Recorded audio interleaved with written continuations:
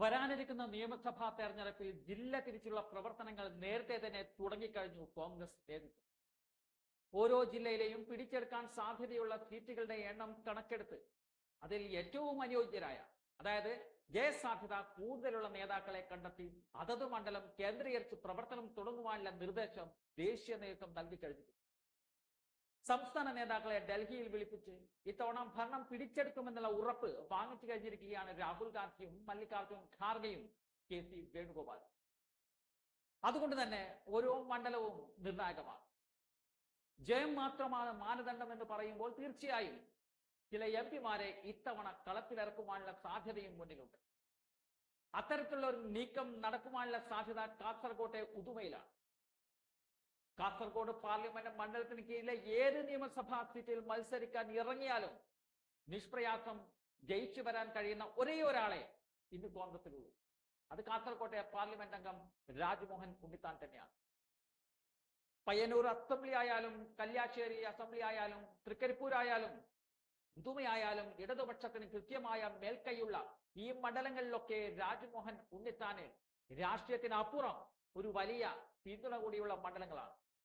അതുകൊണ്ട് തന്നെയാണ് രാജ്മോഹൻ ഉണ്ണിത്താനെ ഉദുമ മണ്ഡലത്തിൽ നിന്നും നിയമസഭാ തെരഞ്ഞെടുപ്പിൽ UDF സ്ഥാനാർത്ഥിയാക്കി മത്സരിപ്പിക്കണം എന്നുള്ള ആവശ്യം ഇപ്പോൾ നേതൃത്വത്തിന് മുന്നിലേക്ക് വന്നിട്ടുള്ളത്. കോൺഗ്രസിനെ സംബന്ധിച്ച് ഉദുമ ഒരു ബാലികേറ മലയല്ല. ഉദുമ നിയമസഭാ മണ്ഡലത്തിലെ 8 പഞ്ചായത്തുകളിൽ 6 ഭരിക്കുന്നത് ഇടതുമുന്നണിയാണ്. ചെമ്മനാടും പുല്ലൂർ പെരിയ പഞ്ചായത്തും മാത്രമാണ് നിലവിൽ UDF ഭരിക്കുന്നത്. എന്നിരുന്നാലും രാജ്മോഹൻ ഉണ്ണിത്താനെ കൃത്യമായ മേധാവിത്വം ഈ പഞ്ചായത്തുകളിൽ ഉണ്ടാക്കിയെടുക്കുവാൻ കഴിഞ്ഞ ലോക്സഭാ തെരഞ്ഞെടുപ്പുകളിൽ സാധിച്ചു. 2019 3000-ൽ പരം വോട്ടിന്റെ ലീഡാണ് ഉദുമ നിയമസഭാ മണ്ഡലത്തിൽ രാജ്മോഹൻ ഉണ്ണിത്താൻ ഉണ്ടാക്കിയെടുക്കാൻ സാധിച്ചതെങ്കിൽ ഇത്തവണ 2024-ൽ 4 ഇരട്ടിയായി ഉദുമയിലെ ലീഡ് വർദ്ധിപ്പിക്കാൻ രാജ്മോഹൻ ഉണ്ണിത്താന് സാധിച്ചു. 1987-ൽ KP കുഞ്ഞിക്കണ്ണനിലൂടെ ഈ മണ്ഡലം UDF പിടിച്ചെടുത്തുവെങ്കിലും പിന്നീട് ഇടതുമുന്നണി ഈ മണ്ഡലത്തിൽ നിലയുറപ്പിക്കുകയായിരുന്നു. ഇപ്പോഴത്തെ KPCC അധ്യക്ഷൻ K സുധാകരൻ 2016-ൽ ഉദുമയിൽ മികച്ച പോരാട്ടം നടത്തിയെങ്കിലും ഒടുവിൽ ചെറിയ വോട്ടിന്റെ ഭൂരിപക്ഷത്തിൽ പരാജയപ്പെടുകയായിരുന്നു. പിന്നീട് 2021-ൽ ബാലകൃഷ്ണൻ പെരിയ UDF സ്ഥാനാർത്ഥിയായി മത്സരിച്ചപ്പോൾ 13,000-ൽ പരം വോട്ടിന്റെ ഭൂരിപക്ഷത്തിലാണ് പരാജയപ്പെട്ടത്.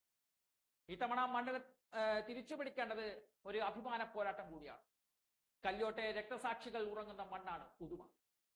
കൃപേഷിന്റെയും ശരത് ലാലിന്റെയും കുടുംബത്തിന്റെ നീതിക്കായി തന്റെ അവസാന ശ്വാസം വരെ താൻ ഉണ്ടാകുമെന്നുള്ള വാക്ക് കൃത്യമായി പാലിച്ചയാൾ കൂടിയാണ് രാജ്മോഹൻ ഉണ്ണിത്താൻ.